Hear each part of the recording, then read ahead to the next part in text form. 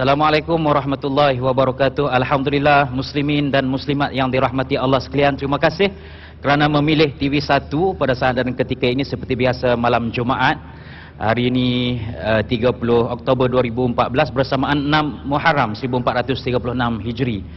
Forum Perdana Ehwal Islam bersiaran secara langsung dari dataran Putrajaya Persin 3. Forum yang disiarkan, yang dianjurkan pada malam ini dibawakan bersama oleh JAKIM dan juga RTM dan dianjurkan oleh Kementerian Wilayah Persekutuan dan Perbadanan Putrajaya sempena dengan Festival Kesenian dan Kebudayaan Islam Putrajaya ataupun PIAKEF 2014 yang merupakan kesinambungan penganjuran PIAKEF pada tahun lalu, tahun 2013, yang mendapat sambutan yang menggalakkan, dan pihak Perbadanan dan juga Kementerian Wilayah telah membawa pada tahun ini. Bermula pada hari ini 30 Oktober hingga 2 November 2014, pelbagai acara menarik disediakan, jadi dijemput kepada semua seluruh warga negara rakyat Malaysia ataupun siapa sahaja yang sempat untuk mengunjungi PIAKEF 2014. Pelbagai acara menarik disediakan.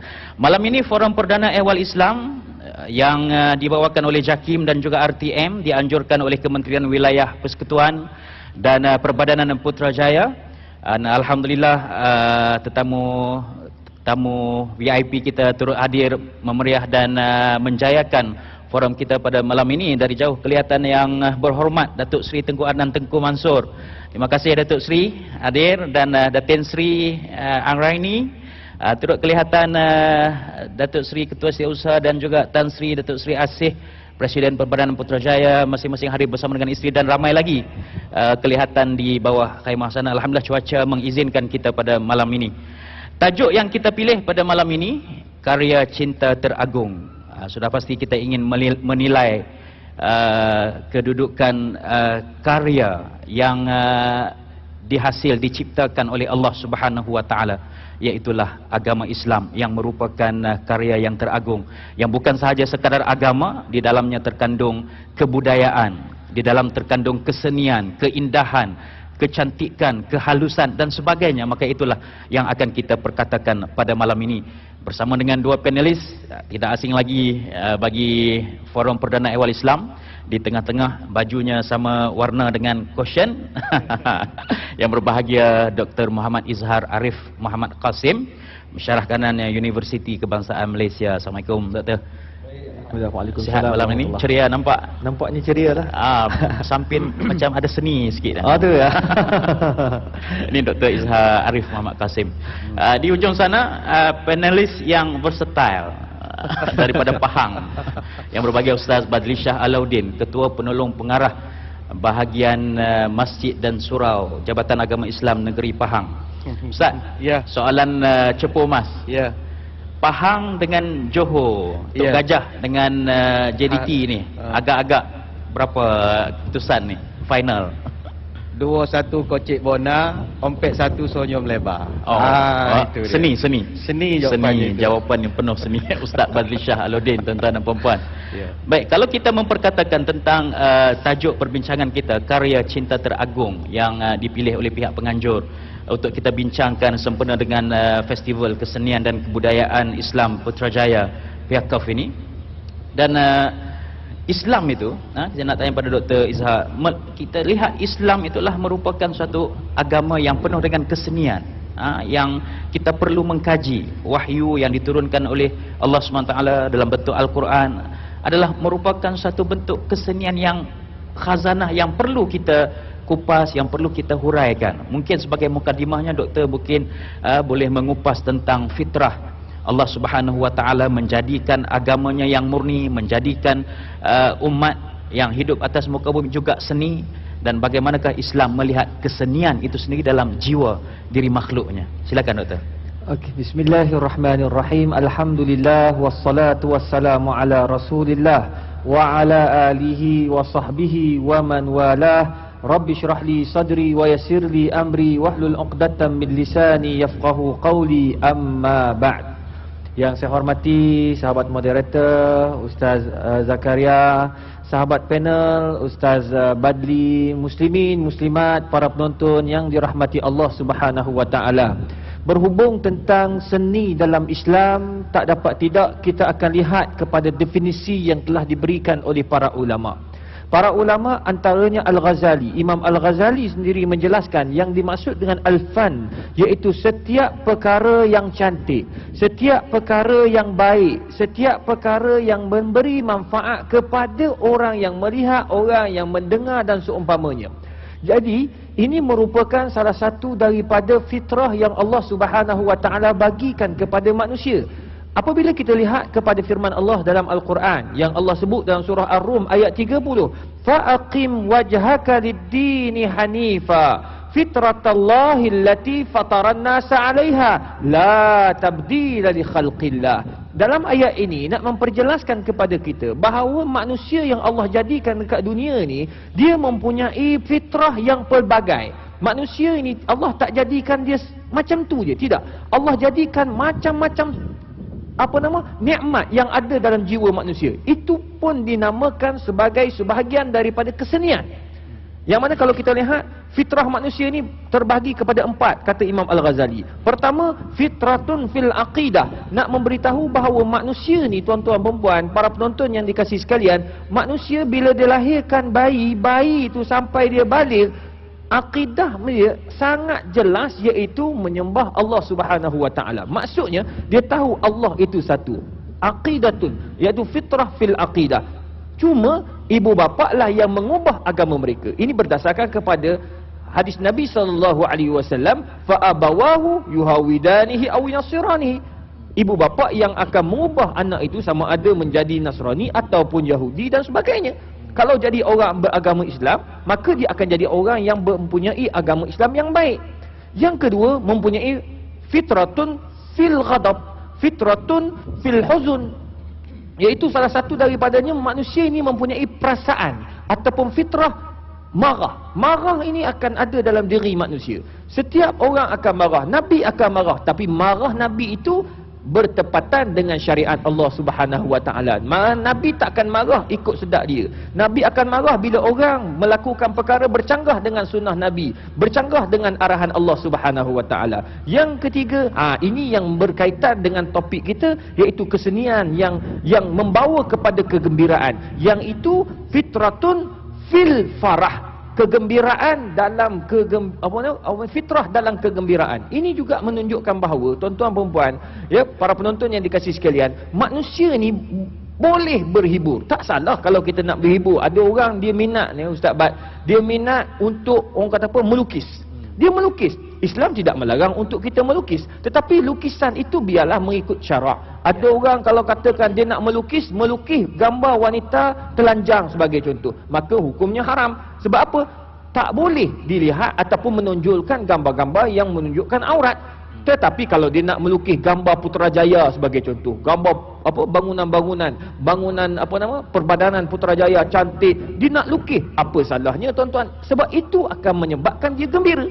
Inilah yang Nabi SAW tegur kepada seorang sahabat yang bernama Hanzalah. Hanzalah ni satu hari tuan-tuan perempuan, dia ni cukup sedih. Dia sedih sangat. Kenapalah sedih? Tiba-tiba Abu Bakar nampak, kenapa kamu ni Hanzalah? Hanzalah pun bagi tahu, ya Abu Bakar, wahai Abu Bakar, aku ni sedih. Sebab apabila kita bersama dengan Nabi SAW, kita ingat mati, kita ingat Allah, kita ingat Rasul. Bila Nabi dah tak ada, kita dah mula jadi lupakan Allah dengan kesenian-kesenian yang cantik, dengan kehebatan-kehebatan. Maka Abu Bakar kata, lah, habis macam mana? Maka kita ni dah termasuk daripada orang munafik. Allahu Akbar. Mereka pun pergi berjumpa dengan Nabi SAW. Nabi pun bagi tahu kepada Hanzalah, Hanzalah, jangan kamu risau. Kalau kamu ni bersama, ketika kamu berjalan, ketika kamu bergembira, ketika kamu sedang menikmati kesenian-kesenian yang ada di hadapan kamu, dengan menyanyi ke, dengan hiburan-hiburan yang sedia ada, kamu ingat Allah, kamu ingat Rasulullah SAW, kamu tak lupa akan Allah, tak lupa akan Rasulullah SAW, kamu juga akan dapat pahala seperti mana kamu dalam madih ilmu, seperti mana kamu berada bersama aku, iaitu Nabi Muhammad SAW. Maka Nabi kata apa? Ya Hanzalatu sa'atan. Wahai Hanzalah, janganlah jadi serius sangat. Kadang-kadang kamu kena jadi orang yang happy, kadang-kadang kamu kena gembira, kadang-kadang kamu kena sedih, kadang-kadang kamu kena menangis dan seumpamanya. Jadi inilah yang dinamakan seni dalam Islam. Wallahu a'lam bissawab. Jadi doktor, marah itu seni. Seni. Sedih pun seni. Seni. Gembira pun seni. Ya. Lepas ni balik bagi marah dekat bini, bini tak boleh marah balik lah. Ini seni dalam nak marah kat bini. Jadi tuan-tuan dan puan-puan sekalian, kesenian yang Allah Ta'ala ciptakan itu sangat indah. Islam itu indah, Allah itu cantik. Dan Allah suka kepada kecantikan, dan kecantikan itulah seni. Yang kita melukis, yang kita berkarya, berbudaya, itu adalah untuk menghasilkan kesenian dan kebudayaan yang fitrah yang disebut oleh doktor tadi dalam kejadian manusia itu sendiri. Ustaz Bat, Ya. kita lihat nak kupas sikit tentang kesenian yang Allah Ta'ala ciptakan manusia ni. Ya. Allah Ta'ala sebut, ya ayuhan nas inna khalaqnakum min dzakarin wa unsa waja'alnakum syu'uban wa qabaila lita'arafu, ila akhir ayat itu. Baik. Allah Ta'ala kata, wahai manusia, kami jadikan kamu ini berbangsa-bangsa, berpuak-puak, berkaum, berkabilah dan sebagainya. Tujuannya apa? Adalah supaya saling kamu kenal, mengenali, bertukar-tukar pandangan, fikiran dan sebagainya. Secara seninya, nak kupas dari aspek seninya, bagaimanakah perbezaan budaya, perbezaan kesenian di kalangan umat manusia yang Allah Ta'ala jadikan itu, kita dapat mengambil manfaat daripadanya. Ustaz. Terima kasih. Assalamualaikum warahmatullahi wabarakatuh. Bismillah walhamdulillah. Wassalatu wassalamu ala asyrafil anbiya'i wal mursalin wa ala alihi wa sahbihi ajma'in, amma ba'du. Al-Fadhil Ustaz Zakaria, rakan bicara wara Al-Fadhil Dr. Izhar, muslimin muslimat, hadirin hadirat yang dirahmati Allah sekalian. Seorang bijak pernah berkata, dengan ilmu hidup menjadi mudah, dengan seni hidup menjadi indah, dengan iman hidup jadi terarah. Inilah tiga komponen yang menjadikan kehidupan kita ini begitu bermakna sekali. Dengan ilmu, dengan iman dan dengan seni.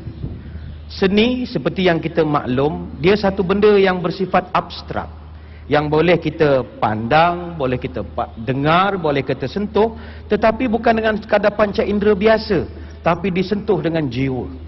Seni ini terlalu indah dan begitu halus sekali, hingga kan dengan seni kita mampu untuk nak melihat keindahan-keindahan ciptaan ilahi. Itu sebab apabila kita lihat setiap bangsa dalam dunia ini, dia ada seni, dia ada budaya. Dan antara mereka ini begitu berbeza sekali antara satu sama lain. Macam kita bersempena dengan Festival Kesenian Kebudayaan Islam Putrajaya. Saya dipahamkan Ustaz Zakaria, ya, ada dari rakan-rakan dari luar negara. Mereka dengan kebudayaan dan kesenian masing-masing. Kalau kita lihat, semuanya walaupun dia berbeza, namun dia menuju ke arah yang sama, iaitu keindahan. Itu sebab hadis Nabi riwayat Muslim menyebutkan, innallaha jamilun yuhibbul jamala. Sesungguhnya Tuhan itu cantik dan Tuhan sukakan kepada kecantikan. Maka pada seni ada keindahan, dan dalam keindahan adanya Tuhan. Maka ada kaitan yang sangat rapat. Itu sebab apa saja bentuk seni, sama ada seni lukisan ataupun seni fotografi, seni tulisan khat, ataupun seni pentadbiran mengurus. Kita ucap tahniah kepada JAKIM, dihadiahkan hadiah inovasi. Terima kasih. Jabatan Perdana Menteri. Ini seni tu, seni mengurus itu. Tapi yang pentingnya semuanya menjurus ke arah satu, mencari keindahan. Itu sebab Ustaz Zakaria, Dr. Izhar, kadang-kadang kita dengar lagu-lagu seni, kita dengar lagu, ada lagu bahasanya kita tak faham, tapi keindahan melodinya sampai ke hati kita. Saya ambil contoh, dulu ada satu lagu nyanyian Mayumi Itsuwa, lagu Jepun tahun 83. Orang tak faham tapi lagunya sampai Koroshikiru Ameno Nakawo. Orang tak faham, tapi bila dengar tu boleh menitiskan air mata. Ada juga lagu kadang-kadang kita tak faham, tapi kita dengar dia boleh menggeletik perasaan kita, terhibur. Patta padava, patta solava, para tersaba, para tu salava. Ada faham? Ada. Tak ada faham punya. Tapi bila kita dengar, wah, dia boleh mendatangkan, menjentik perasaan kita. Yang inilah disebutkan seni, dia merentas sempadan budaya. Sebab itu saya bersetuju, antara cara kita nak nyatukan manusia di bumi ini dengan seni. Sebab seni biasanya dia berpaksi kepada prinsip yang sama. Kalau lukisan langit biru, jarang di Amerika langitnya warna lain. Ataupun kalau padangnya hijau, satu dunia. Bahkan dalam muzik sekalipun, kalau yang belajar notes, bagaimanapun bunyi lagu, dia mesti berpaksikan kepada F, A, C, E, itu yang baris tengah, garisan 5, kemudian E, G, B, D, F. E itu sampai orang buat ringkasan E, G, B, D, F, itu note lah, note. Every good boy does fine, kata mereka. Dan tengah je F, A, C, E. Satu dunia. Apa juga bentuk lagu. Lagu Melayu asli kah? Lagu asli Australia kah? Lagu orang Badui kah? Semuanya F, E, C, E, E, G, B, D, F. Maka seni dia merupakan elemen penyatuan. Kerana pada seni ada keindahan, dan dalam keindahan adanya Tuhan. Wallahualam. Jawapan yang begitu seni sekali yang diberikan oleh Ustaz Bak sebentar tadi. Apa yang dapat saya simpulkan daripada Ustaz sebut tadi adalah seni adalah merupakan suatu elemen yang dapat menyatu padukan pelbagai masyarakat, menyatu padukan pelbagai budaya dalam kehidupan, kerana orang yang memahami seni dapat memahami tentang sesuatu perkara yang tersirat daripada satu perkara tersebut. Terima kasih banyak pada Ustaz Badli Shah. InsyaAllah kita akan berhenti rehat seketika, dan selepas ini kita akan bincangkan bagaimanakah seni yang dibenarkan dalam ajaran agama Islam pada malam ini. Seperti yang telah sama kita ikuti perbahasan dua panelis sebentar tadi tentang bahawa seni dan budaya itulah merupakan sesuatu yang fitrah dalam kehidupan kita, dan kita perlukan kepada kesenian dan juga kebudayaan dalam kehidupan kita. Persoalannya ialah doktor, setakat manakah atau kesenian, kebudayaan yang bagaimanakah yang dibenarkan oleh ajaran agama kita, supaya setiap sesuatu itu yang kita lakukan dalam atas nama kesenian, kebudayaan, agar tidak melanggar satu garis pandu yang telah ditetapkan oleh agama Islam. Terima kasih kepada Ustaz Zakaria, sahabat panel, muslimin, muslimat, hadirin, hadirat, para penonton yang dikasihi sekalian. Apabila kita bercakap tentang seni, tentang hiburan, ramai yang akan berkata bahawa hiburan itu tidak ada dalam Islam. Sebenarnya hiburan ini memang ada dalam Islam, bahkan pernah diakui oleh Nabi Muhammad sallallahu alaihi wasallam. Ini dapat dilihat daripada hadis Nabi sallallahu alaihi wasallam menerusi apa yang berlaku kepada Aisyah radhiyallahu anha, annaha zaffat imra'atan ila rajulin minal ansar, faqala Nabi sallallahu alaihi wasallam, ya Aisyatu, ma kana ma'ahum min lahwin fa innal ansara yu'jibuhumul lahu. Hadis riwayat Imam Al-Bukhari. Kata Nabi sallallahu alaihi wasallam, suatu hari Aisyah radhiyallahu anha dia bawa, orang kata apa, kalau kita kahwin orang perempuan, kita bawa perempuan ke rumah lelaki. Orang panggil apa kalau di Malaysia? Sambut tambu, apa ni, menyambut menantu. Itu pun seni. Zaman Nabi pun dah ada menyambut menantu. Jadi bila kita, bukan tak ingat, dah lupa, lama sangat dah kahwin. Jadi nak cerita bagi kita ni, bawa, orang kata apa, bawa Aisyah bawa seorang perempuan daripada keluarga Aisyah, bawa pengantin perempuan ke rumah lelaki daripada Ansar. Maka bila balik ke rumah, Nabi SAW tanya kepada Aisyah, wahai Aisyah, ada tak kamu tengok orang-orang Ansar, dia orang buat nyanyi-nyanyi macam ni, ataupun bergembira sama-sama mereka? Maka Aisyah kata ada. Maka Nabi tanya, adakah kamu bersama dengan mereka? Tidak, kata Aisyah radhiyallahu anha. Maka Nabi pun jawab, fa innal ansar yu'jibuhumul lahu. Orang Ansar memang perangai dia yang duduk di Madinah ni, orang Arab Madinah, dia sangat suka kepada hiburan-hiburan. Ada kompang. Tu sebab masa Nabi hijrah, Nabi gunakan para sahabat sambut Nabi dengan kompang, dengan tala'al badru alaina. Oh, sedap juga suara saya. Itu pun salah satu daripada seni.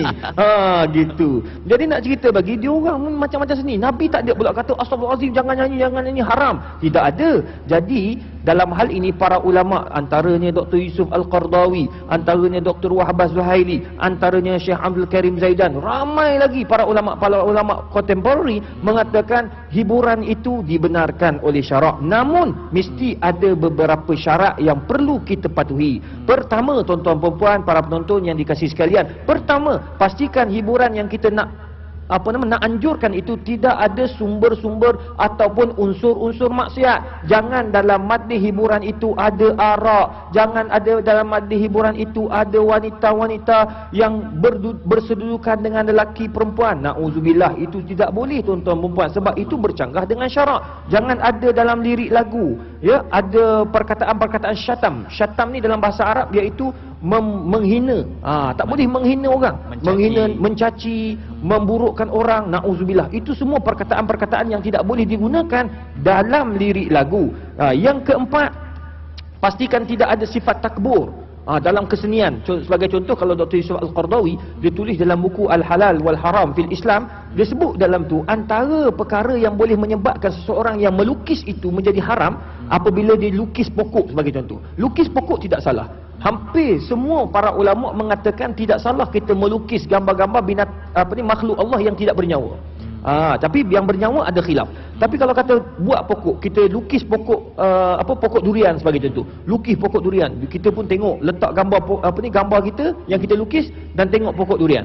Kata, yang aku lukis lebih cantik daripada yang asal, maka itu boleh jatuh kepada haram. Sebab apa? Kita nak lawan ciptaan Allah Subhanahu Wa Taala. Itu tidak boleh. Jadi ini antara garis panduan yang telah disebut oleh para ulama berhubung tentang hiburan. Maknanya jangan ada perkara maksiat. Yang kedua, pastikan disebut oleh para ulama la yahfazunal aurah fihi, pastikan di dalam tu tidak ada golongan wanita atau lelaki yang tidak tutup aurat. Pastikan perkara ini dijaga. Tambah-tambah kita alhamdulillah dikenali seluruh dunia. Ya, saya masa belajar dekat Syria, orang Arab bila sebut Malaysia cukup bangga, ustaz. Sebab apa? Dia kata Malaysia ni memperjuangkan agama. Itu antara perkara yang saya ingat zaman saya belajar di Syria dulu. Jadi bila itu yang mereka beranggapan, kenapa kita hari ini kita tunjukkan tempat-tempat yang tidak elok? Oleh kerana itulah artis-artis hari ini dia perlu menunjukkan contoh yang baik, tutup aurat elok-elok. Alhamdulillah hari ini ramai artis-artis telah berhijrah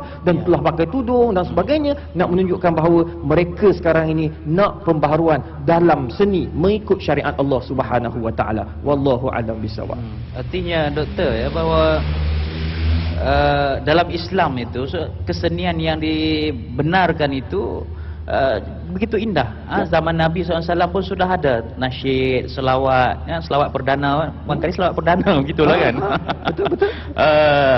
Tetapi persoalannya ialah masyarakat kita ni barangkali mungkin lebih sebahagiannya suka memilih kepada budaya-budaya barat yang asing daripada budaya-budaya timur yang sepatutnya yang ada pada diri kita, budaya hip hop, punk dan sebagainya, yang kesenian yang tidak dibenarkan oleh Islam itu sendiri.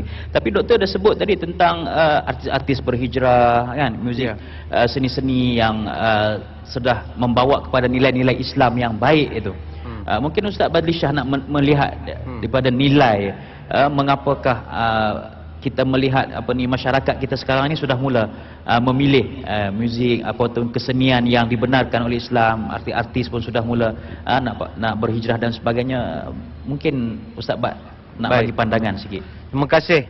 Pertamanya, fenomena penghijrahan beramai-ramai ini, saya kira setiap manusia dia sampai kepada titik jenuh.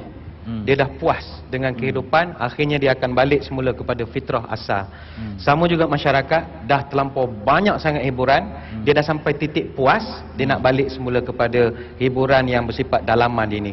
Cuma kita mengambil kesempatan pada malam ini. Perlu kita ingat, bila kita terjun ke dunia dakwah dengan menggunakan medium seni, dakwah dan seni itu bagaikan irama dan lagu. Dia tidak boleh berpisah. Orang yang cuba memisahkan seni dengan dakwah itu gagal dalam perjuangan. Itu sebab kita menengok berapa banyak seruan-seruan ataupun dakwah yang dilakukan tanpa ada unsur seni, biasanya agak hambar. Saya ambil contoh, dakwah yang paling sempurna apakah dia? Dakwah paling sempurna azan. Sebab itu kita berdoa lepas azan tu kata inilah doa seruan yang paling sempurna. Allahumma rabb hadhihi da'wati tammah. Dakwah tammah paling sempurna adalah azan. Tapi bagaimana azan disampaikan? Allahu Akbar, Allahu Akbar, ada seninya. Bayangkan kalau alaungan azan tak pakai alun-alunan seni bunyi, apa jadi pada azan? Bayangkan, bila nak azan tak boleh berlagu. Allahu Akbar, Allahu Akbar, Allahu Akbar, Allahu Akbar. Syara la ilaha illallah. Orang nak berbuka pun cancel. Ni boleh buka ke tak buka ni?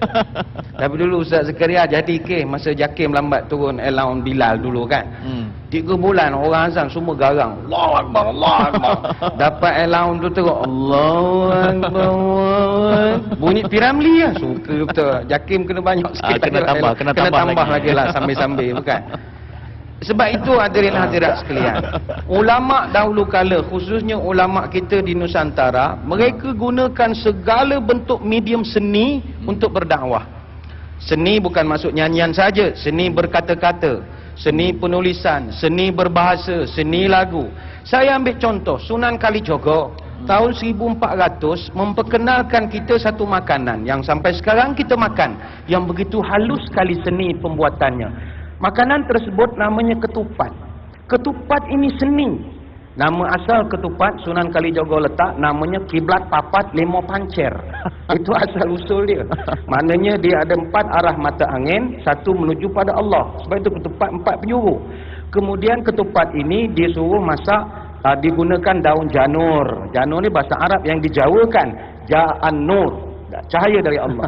Kemudian pakai santan atau bahasa Jawa panggil pangapunten. Pangasanten ini maknanya minta maaf. Jadi minta maaf. Kemudian daun janur itu bersilang-silang. Artinya simbolik dosa bersilang-silang. Kemudian direbus pada akhir Ramadan. 1 Syawal dipotong 2 dimakan. Dia pun berceramah. Tengok dosa kita silang-silang. Masuk Ramadan, akhir Ramadan, masuk Syawal, potong 2, di tengahnya putih. Maknanya bersih segala dosa. Ini falsafah seni mereka. Kita makanan mana ada falsafah? Murtabak. Apa sejarah murtabak? Tak ada murtabak. Murtabak ini dari perkataan Kerala. Mutta. Mutta itu Kerala punya bahasa, mana telur. Mutta telur. Itu barota. Prata roti. Singapura kan panggil roti prata. Kan roti canai kan? Prata roti. Itu mutta, barota, taruh mutta. Jadi murtabak. Mutabak. Itu seninya lah. Termasuklah juga mereka mencipta tembang-tembang mojopat, tembang-tembang Jawa yang bersifat dakwah. Gundul, gundul, pacul-cul, gembelengan, nyungi-nyungi, wakul-kul, kelelengan, wakul ngelimpang, seganeda desa latar. Itu Sunan Kalijogo. Termasuk yang terkenal lir ilir tandore wusumi lir tak ijo royo royo. Ini tak ijo royo royo namanya. Tak ijo royo royo. Dakwah dengan seni. Sunan Bonang dengan lagu Tombo Ati iku limo perkarane kaping pisan moco akan jadi forum dari Jakarta pula kita malam ni. Tapi kesimpulannya seni dan dakwah itu tak berpisah. Jadi kepada para artis yang hijrah, gunakan bakat yang ada untuk mengajak masyarakat kembali kepada keindahan, iaitu Allah. Allah. Terima kasih pada Ustaz Bat. Doktor faham ke tu apa yang Ustaz Bat sampaikan tu? Mungkin Datuk Seri Tengku Adnan mungkin boleh faham lah sikit-sikit dengan Datin Seri Anglaini boleh. Itu dia seni, tuan-tuan dan puan-puan, begitu indah ya. Kalau kita mengkaji, kita menyelidiki tentang seni, pelbagai budaya, pelbagai masyarakat, ada falsafah, ada hikmah yang terkandung di sebaliknya. Begitulah juga karya cinta teragung Islam yang diturunkan oleh Allah Subhanahu wa taala merupakan satu seni yang perlu kita kaji dengan penuh ketelitian, dengan penuh keharmonian. Kita melihat Islam itu dari sudut kacamata kesenian, maka akan kita merasa tertarik dengan ajaran agama Islam itu sendiri. Tetapi kalau kita melihat Islam itu dari sudut kacamata keganasan, peperangan, maka dia akan melihat Islam, umat Islam ini menganjurkan kepada peperangan, kezaliman dan sebagainya. Maka itu pentingnya seni dalam menilai sesuatu. Kita akan bersama dengan salah seorang penonton yang datang ke Putrajaya sempena dengan PIAKEF 2014 mengikuti forum Perdana Award Islam pada malam ini. Nampaknya telah pun bersedia seorang lelaki yang handsome dari jauh saya nampak. Silakan. Assalamualaikum warahmatullahi wabarakatuh. Waalaikumsalam warahmatullahi wabarakatuh. Seperti biasa ya tuan, kita nak tahu nama dari mana. Saya Ahmad Hazwat bin Saleh dari Putrajaya. Cik Ahmad Hazwat ya, Ya Ustaz. dari Putrajaya. Ya. Okey, datang ke forum pada malam ini memang dah tahu ataupun memang diarahkan hadir? Memang dah tahu. Memang dah tahulah kan, memang nak Ah. mengikuti lah forum Ya. pada malam ni. Alhamdulillah. Terima kasih banyak. Ya. Okey, apa persoalan yang ingin dikongsi? Okey, baiklah. Terima kasih Ustaz. Saya ingin menanyakan tentang kebudayaan dalam Islam. Jadi sejak akhir-akhir ini timbul pelbagai budaya baru di kalangan masyarakat Malaysia. Dan yang terbaru, satu isu yang hangat sebelum ini itu kempen memegang anjing di kalangan masyarakat Melayu Islam. Jadi seolah-olah perkara ini dibolehkan dalam Islam. Sedangkan kita tahu bahawa untuk menyentuh anjing ini kita perlu samak dan sebagainya. Jadi saya mohon pencerahan daripada Ustaz tentang budaya yang baru timbul di masyarakat Malaysia ini. Cik Ahmad Azwat, kalau Cik Ahmad Azwat sendiri kalau hadir ke program tu, Cik Azwat nak sentuh tak anjing tu? Saya memang tak sentuh lah. Pasal apa tak sentuh? Pasal memang kalau daripada didikan kita tahu bahawa kita sentuh anjing bukan sengaja. Kalau tersentuh tu lain, kita perlu samak dan sebagainya. Okey, terima kasih Okey, banyak terima kasih, Cik Ahmad Azwat dari Putrajaya. Slang macam Terengganu. Okey, Dr. Izhar mungkin boleh respon kan pasal adakah ini satu budaya melihat anjing itu dari sudut pelbagai apa pandangan hukum, kebudayaan, adat setempat dan semuanya ini perlu dilihat dengan penuh seni, Doktor. Silakan. Okey. Allahu Akbar. Terima kasih kepada tuan yang bertanya. Jadi apabila kita melihat kepada program-program yang dianjurkan, saya tertarik ya untuk menjelaskan berhubung tentang hukum anjing ni. Penganjuran anjing, ia sebenarnya berhubung dengan ilmu je, berkaitan dengan ilmu. Yang Allah sebut dalam Quran, hal yastawil ladina ya'lamun wal ladina la ya'lamun. Beza antara orang ada ilmu dengan orang yang tak ada ilmu. Tambah-tambah dalam bab-bab agama. Jadi begitu juga dalam bab ilmu berkaitan tentang hukum anjing. Yang kedua, kita kena faham ilmu tentang hukum mengadakan program. Pertama, kalau kita lihat dari aspek anjing itu sendiri, memang kita tak nafikan dalam kitab-kitab fiqh pun menjelaskan mazhab Syafi'i, mazhab Hambali, mereka mengatakan bahawa anjing itu najis. Tak kiralah apa dia pun, semuanya najis. Kalau pegang wajib sama. Kalau nak pegang saja-saja hukumnya haram. Jelas. Manakala mazhab Maliki mengatakan tidak najis, bahawa anjing itu semuanya tidak najis. Manakala yang ketiga, mazhab Hanafi dan Ibn Taymiyah mengatakan anjing itu hanya najis pada air liurnya saja. Air liur dan juga pada dia punya, orang kata apa?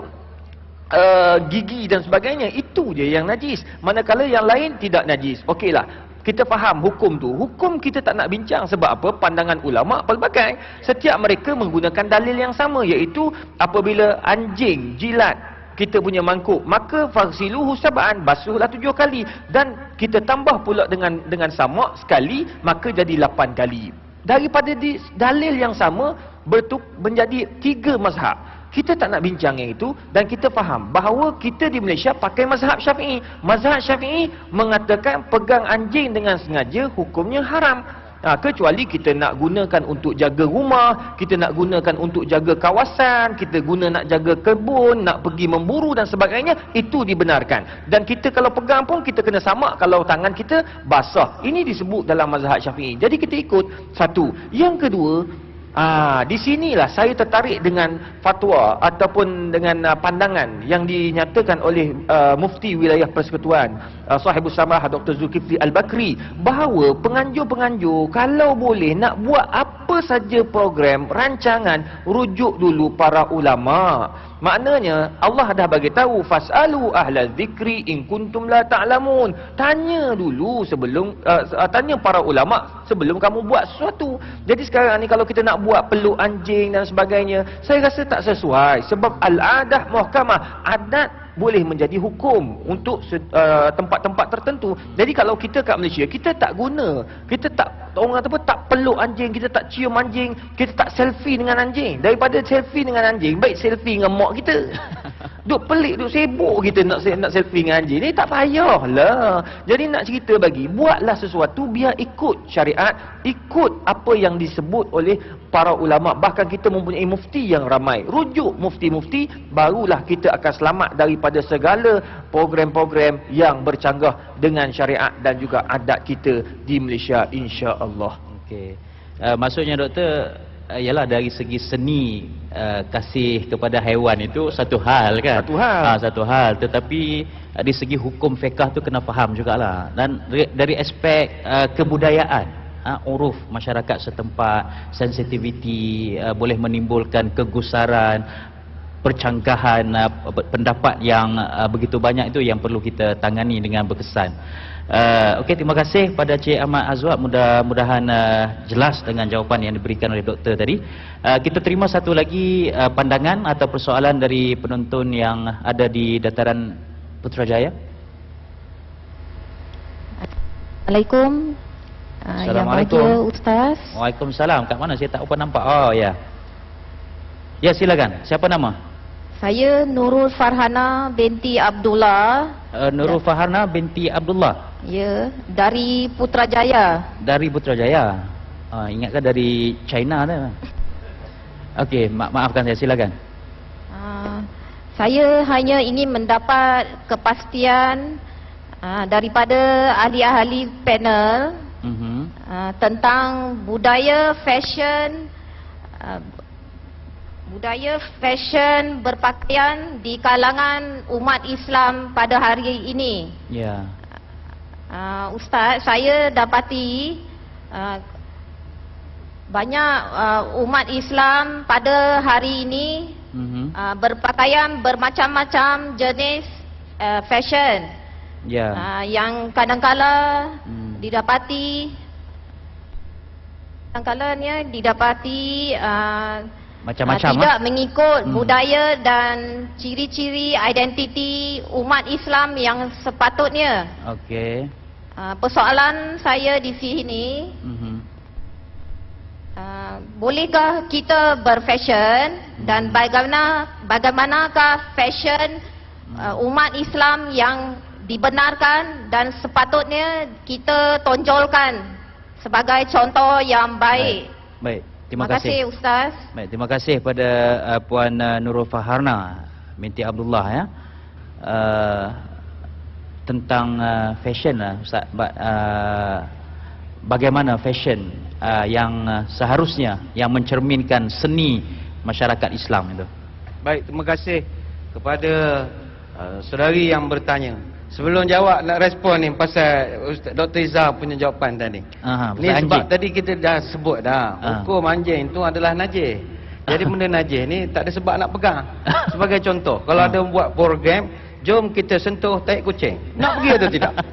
Jom, Presiden 4 akan menganjurkan program pegang tahi kucing yang ramai. Apa faedah nak pegang? Why? What is the because? Apa sebab nak pergi pegang? Kita tanya faedah, orang suruh sentuhan qalbu, bukan sentuhan kalbu. Dia dalam bahasa Arab,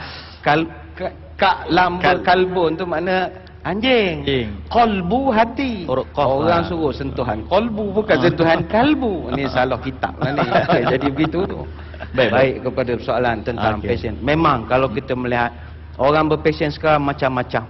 Orang perempuan kalau tudungnya saja takut kita tengok. Yang pakai bawal ada siakap, ada jenahak, macam-macam fashion. Kerapu pun ada juga.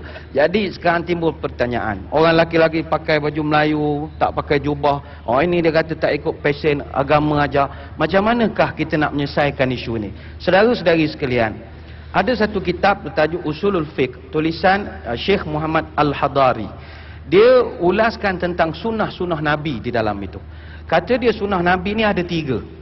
Satu dia panggil sunnah qurbi, yang kedua muamalat, yang ketiga jibili. 3 ini Nabi ada pembawakannya. Pertama dari segi qurbi, dari segi perbuatan Nabi dalam ibadah. Sembahyang Nabi, puasa Nabi, sedekah Nabi, ini kena ikut. Yang kedua dari segi muamalat, perkahwinan Nabi, jual beli Nabi, ini kita kena ikut. Jibili ini perbuatan Nabi yang bersifat tabi'i. Perbuatan Nabi sebagai kebiasaan sebagai manusia. Dari segi jenis-jenis makanannya, cara minumannya, apa yang Nabi minum, apa yang Nabi tidur dan apa yang Nabi pakai. Kata ulama, 3 perkara ni kita kena ikut. Tapi yang wajib 2 yang pertama saja. Yang bawah dari segi cara berpakaian itu hak prerogatif sesuatu bangsa. Artinya begini, kalau macam Nabi pakai jubah, itu jibilinya, tidak ada sebarang tuntutan wajib atas kita. Tetapi kalau siapa yang nak ikut, oh itu sangat digalakkan, kita alu-alukan. Tetapi kalau tak ikut, falsafahnya mesti tutup aurat. Itu sebab kita nak ikut Nabi boleh. Dalam jibili itu terpulang kepada suasana setempat. Saya ambil contoh. Nabi ini dia makan, makanan dia sesuai dengan latar belakang budayanya. Sebagai contoh, Nabi makan buah barli, kurma, buah tin, anggur, madu, tembikai susu, cendawan, tembikai biasa, tembikai susu, minyak zaitun, buah delima, cuka. Ini Nabi suka. Macam kita orang Melayu, perut Melayu, nak makan singgang, nak makan paih, nak makan masak tempoyak, letih. Boleh nak makan kurma, tapi mampu atau tidak? Tak mampu, kita sebu perut. Celek mata kurma 3 butir, tengah hari kurma 2 butir, sebu. Tak boleh. Apatah lagi kalau nak ikut makanan sunnah betul. Nabi misalnya dia makan kurma ajwa. Minta maaf tuan-tuan, kurma ajwa ni kurma yang paling Nabi suka sekali. Kita bukan tak boleh makan kurma ajwa di Malaysia. Tuan-tuan, cuma saya pesan, kurma ajwa ni kalau makan hari-hari boleh botak kepala. Itu berbahaya. Boleh botak kepala makan kurma ajwa. Sebab dia 100 gram RM15. Bayangkanlah, 100 gram RM15. Kalau sekilo 120. Kalau satu karton yang 5 kilo, RM500. Habis duit berim. Padan beli ajwa ya. Jadi benda ni jibili. Awak mampu, loh lah. Tapi kalau nak makan nasi, silakan, tak dosa pun. Sama juga pakaian. Adakah kita yang pakai baju Melayu Melani tidak ikut sunnah? Tak. Bagi yang pakai, ahlan wa sahlan, marhaban, silakan. Tapi asalkan falsafahnya itu, mestilah dalam ruang lingkup kita menutup aurat. Ada tata susila, kesopanan.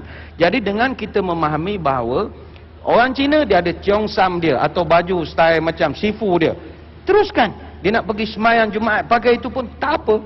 Orang Melayu dia nak pakai kain plekat misalnya, t-shirt, silakan, tak ada masalah. Itu pakaian bangsa dia. Ataupun orang Cina dia makan pakai chopstick, tidaklah menyebabkan dia masuk neraka kerana makan mi pakai chopstick itu. Siapa nak makan roti macam Nabi, silakan, tak ada masalah. Sebab sunnah jibili, perbuatan bersifat tabi'i yang tidak dibebankan tapi dianjurkan. Wallahu a'lam.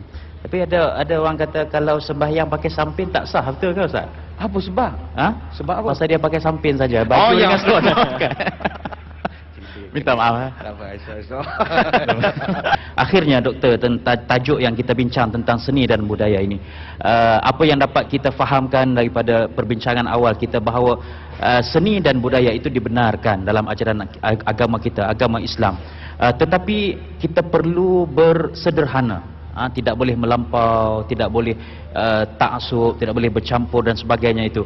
Jadi bagaimanakah kita nak mendidik, nak memberi kefahaman kepada masyarakat dalam kita berhibur, berseni, berbudaya, berkarya dan sebagainya itu, kita dapat meletakkan diri kita sebagai orang yang bersederhana.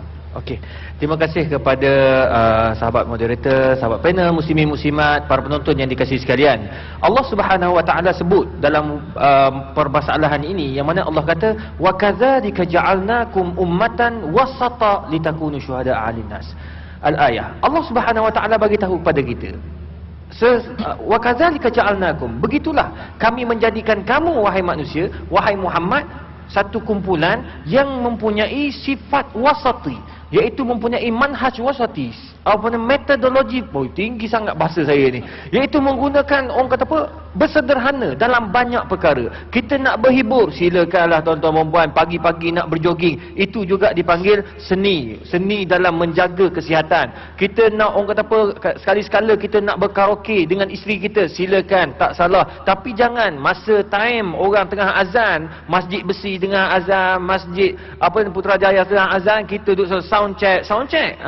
Itu yang tak betul. Tapi kita nak sound check pukul 2 pagi seorang-seorang dalam rumah dengan bersama dengan isteri kita tanpa mengganggu jiran tetangga, silakan. Walau bagaimanapun kita ingat, kalau kita nak berhibur walau bagaimanapun, kita kena pastikan kita ikut syariat Allah Subhanahu Wa Taala. Kita tidak mengabaikan tanggungjawab kita sebagai muslim, sebagai mukmin. Kita tak mengabaikan segala arahan Allah dan juga larangan Allah Subhanahu Wa Taala. Kalau kita dapat buat perkara ini, insya-Allah kita punya hiburan, kita punya cara minat terhadap seni itu tidak melampaui daripada batas-batas yang telah ditetapkan oleh syarak. Wallahu a'lam Terima bissawab. kasih Ustaz Bat.